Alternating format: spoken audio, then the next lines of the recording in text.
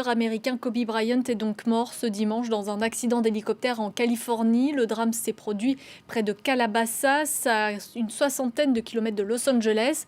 Son décès et ce crash a été confirmé par les autorités de la ville. Kobe Bryant était accompagné de 4 autres personnes dont l'identité n'a pas encore été révélée. Il n'y a aucun survivant. Âgé de 41 ans, le quintuple champion NBA était aussi père de 4 enfants. Il avait pris sa retraite en 2016. On va en parler tout de suite avec Thierry Bretagne. Bonsoir, vous êtes journaliste spécialiste de basket. Parlez-nous un peu de Kobe Bryant. Il était aussi connu que Michael Jordan ou Shaquille O'Neal? Oui, on peut dire que c'est pratiquement le troisième joueur de l'histoire du basket qui meurt de façon tragique aujourd'hui. Kobe Bryant, c'est une vingtaine d'années de carrière pratiquement au plus haut niveau. C'est, vous l'avez dit, 5 titres de la NBA, c'est 18 apparitions au fameux All-Star Game. Vous savez, le match la constellation des stars désignées par le public. 18 fois Kobe Bryant s'y est trouvé. C'est surtout un acrobate, un virtuose du basketball qui vient de mourir. Certainement, il faisait très vite et plus vite que Michael Jordan parce qu'il était passé directement du lycée au professionnel.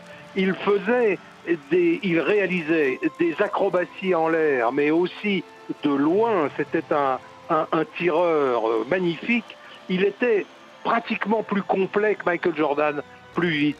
C'est un homme qui a donc gagné 5 titres de la NBA en moins de 20 ans avec l'équipe pratiquement la plus célèbre du basket américain, les Los Angeles Lakers, l'équipe de Magic Johnson, l'équipe de Shaquille O'Neal. C'était un virtuose fou de travail, fou d'entraînement, fou tout court, parce que comme les grands virtuoses, c'était un caractériel, il était quelquefois ombrageux, quelquefois insupportable, mais surtout, c'est le don à l'état pur qui vient de mourir. Il est Kobe considéré... Bryant, c'est un énorme séisme dans le monde du sport en général. Justement, à quel type d'hommage il va falloir s'attendre dans les heures, dans les jours qui viennent?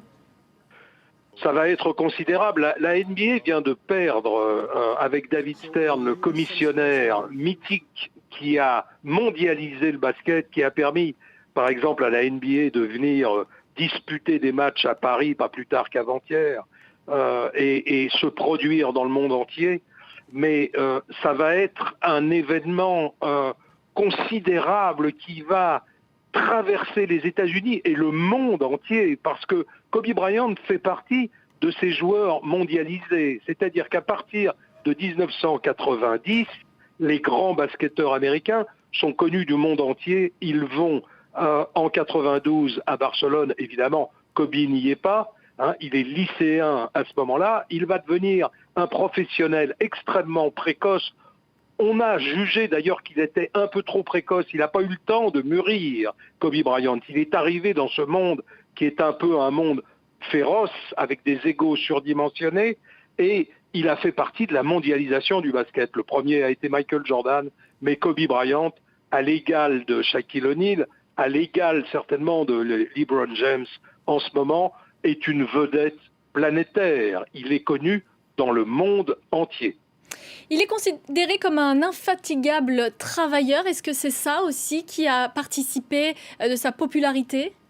Oui, mais pas seulement, parce que Kobe Bryant est un être, enfin, il faut être évidemment respectueux pour l'homme qui vient de mourir tragiquement, mais il faut savoir que c'est un homme qui a été extrêmement controversé.